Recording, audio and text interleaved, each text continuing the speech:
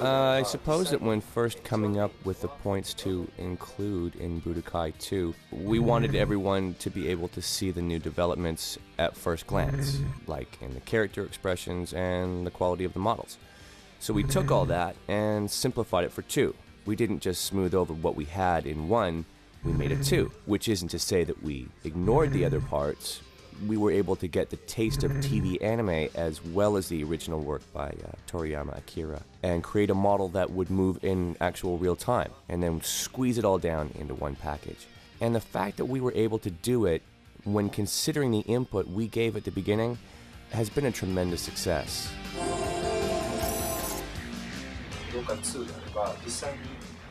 This time around, in Budokai 2, what was most important was to create the Dragon Ball characters.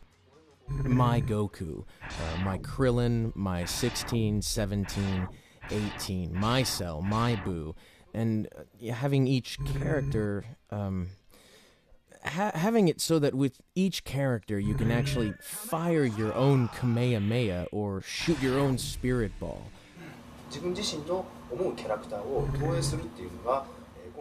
Projecting yourself onto your character was what we thought was the most important thing in the game.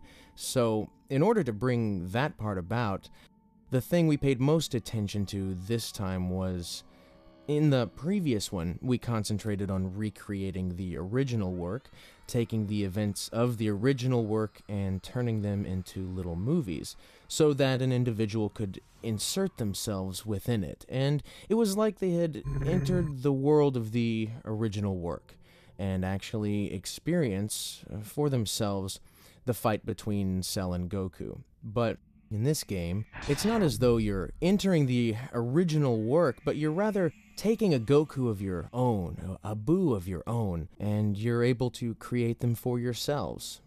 Also, in the previous game, there were skill capsules you used that had different elements to them, and this time they're in an even more expanded form, so you can determine what would be best for your very own Goku.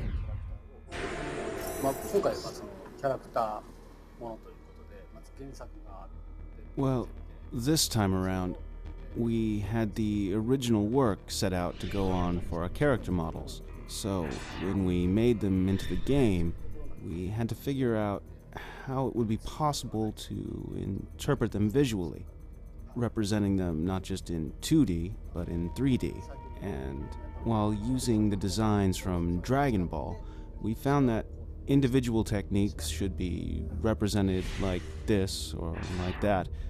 Now, of course, the original work is there, so they had to bear a tight similarity to that, and I think the way they were constructed turned out to be one of the better points. It may have been a little difficult, but it was also something that was fun to do, and I hope that translates out well to the players.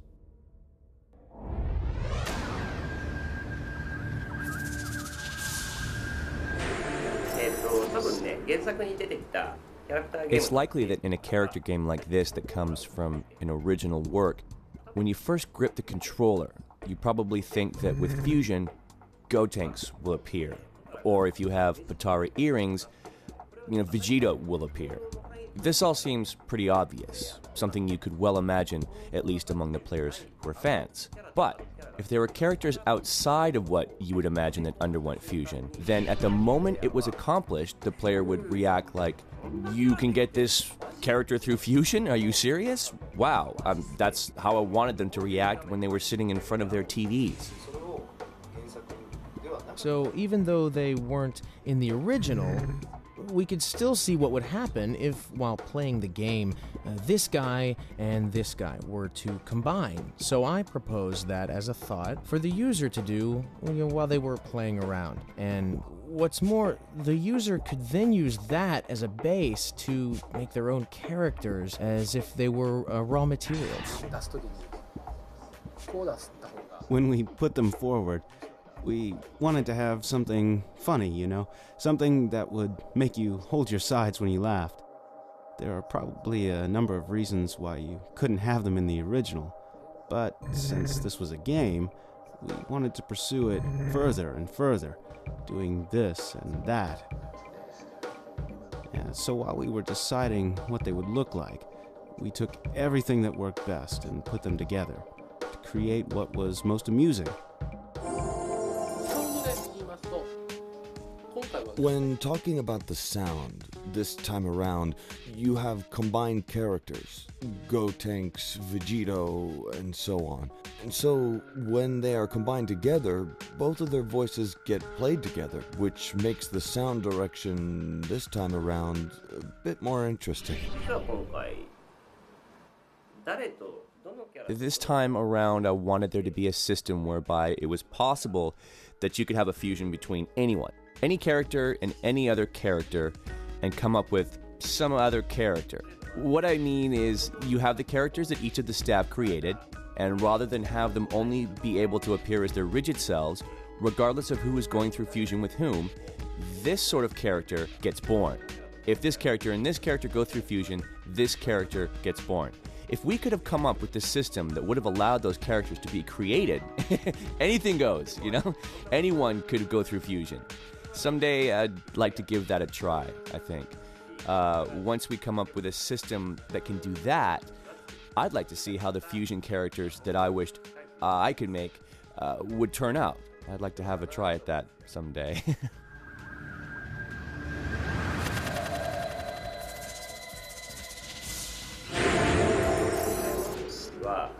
物語を追体験すること。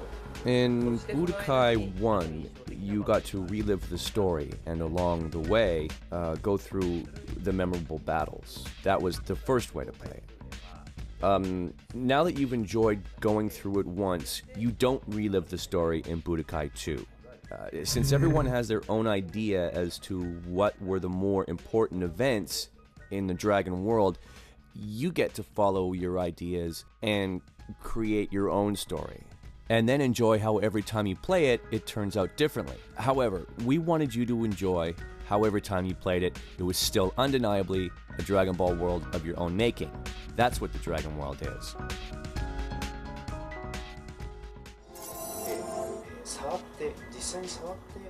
So this time, you're not just watching the original work. There's a new Dragon World mode where you can enter and fight within.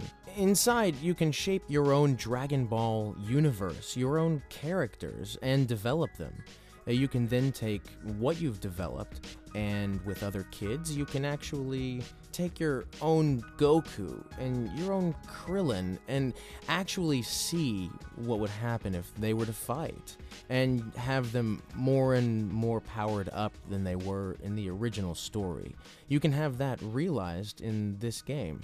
And in that spirit, the thing I can recommend most about Budokai 2, the thing I would like most people to do, is if you go through the Dragon World mode, the new mode, something brand new and completely different from the earlier game, and while battling, you don't just fight, but you go through a number of different battle patterns.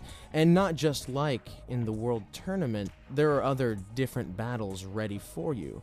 So you can really create your own Dragon Ball universe, your own characters through the Dragon World mode.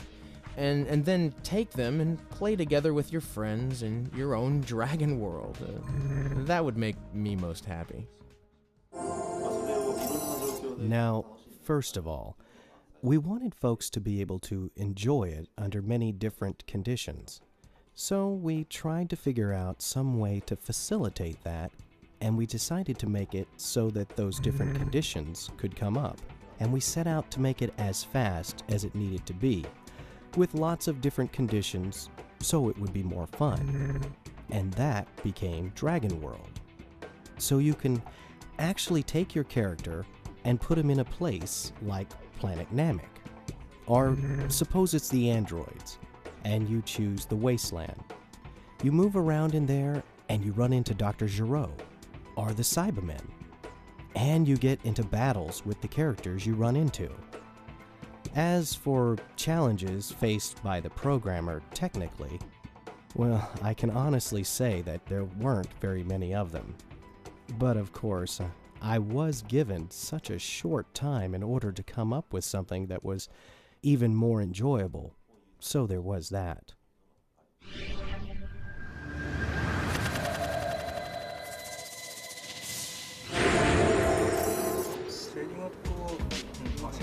As for the shading, if we're talking about Budokai 2, as a Japanese, I love anime and manga and so on.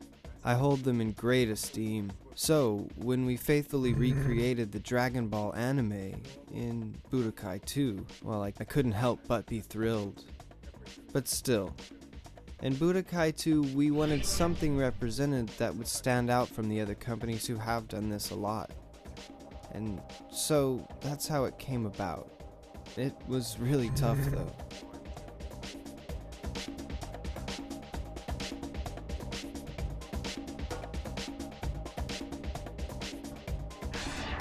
In time, Budokai 2 will come to be seen by many eyes, many people throughout the world. Among them will be people who have been looking for something that's a little different, you know? And what we're putting out this time might turn out to be just that, with what we have labeled Toriyama shading. Before we got to where we are with it, there were many steps along the way. So, this we hope will be the best choice out there. And if the people throughout the world come to realize that would be fantastic. As for the effects, and this is something that was true of Toriyama Akira's original work as well, there would be things that were dynamically destroyed, and battles with incredible monumental powers that unfolded. This time, as we were working on Budokai 2, we were thinking about how we could represent that. Naturally, when you hit them, they fly apart. So we came up with ways where when you hit things in the background, they break. And you are able to blast things with larger effects. Having those kinds of reactions was a big goal for us to try to realize.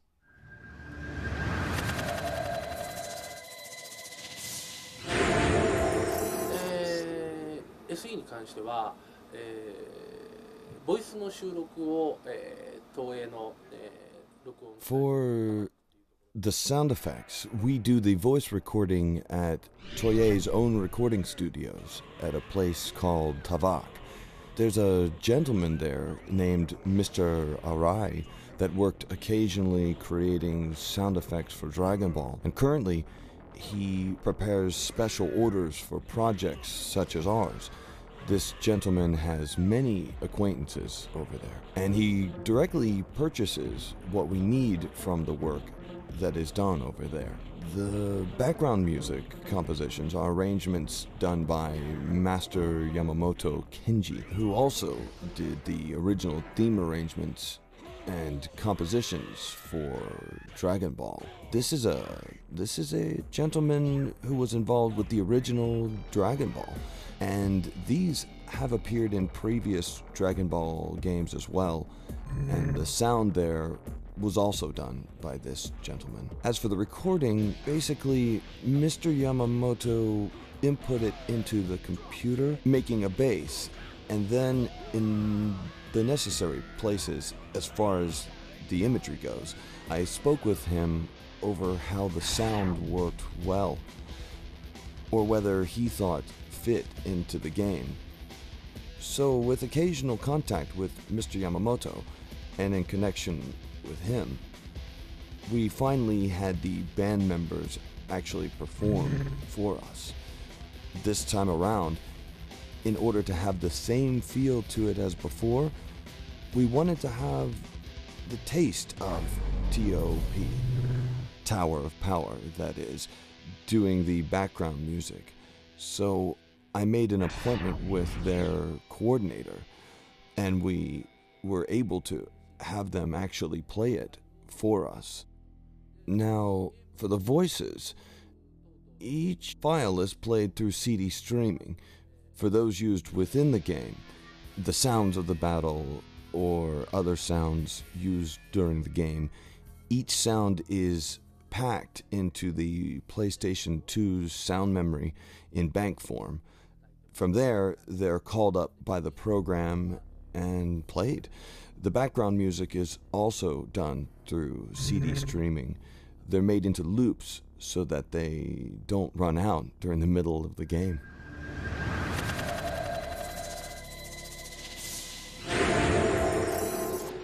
One challenge has been that in the past, and we're going back 20 years or so, you had no colors to work with. And beyond that, of course, there was no 3D. It was hard to convey to someone other than oneself what something was. And so guessing how that person would perceive something when they saw it, how they would take it, that was most difficult. For my part, things that I draw don't always get across to others when many people are going to be looking at it. Getting them to realize what it is would have been hard for me. So I find that you have to enjoy drawing the pictures. That's what's key. That's always the challenge.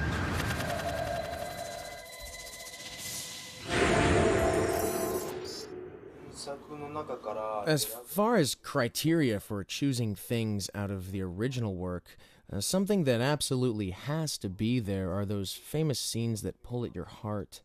The best bouts, the notable fights, the things the user can really feel while playing the game.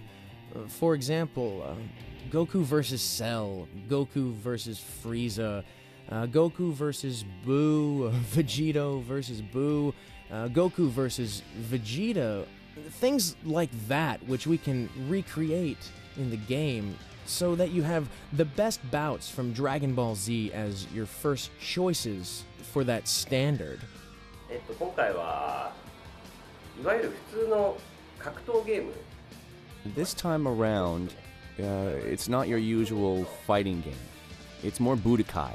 It's more representative of your Dragon Ball Z battles. It's in what kind of responses the background provides, what kind of reaction things around you display. Of course, it's still a fighting game where you can destroy the background or move around within the background. But while you're going through the Dragon Ball battles, it feels like you're dashing around the world. This is something that, in response to everyone's expectations, I feel you can do in 2 more so than in 1, which is play on a larger scale. It's something I hope everyone enjoys. In this game, there's so much to it that you could play it several times and still not play everything. So there's so much volume to it.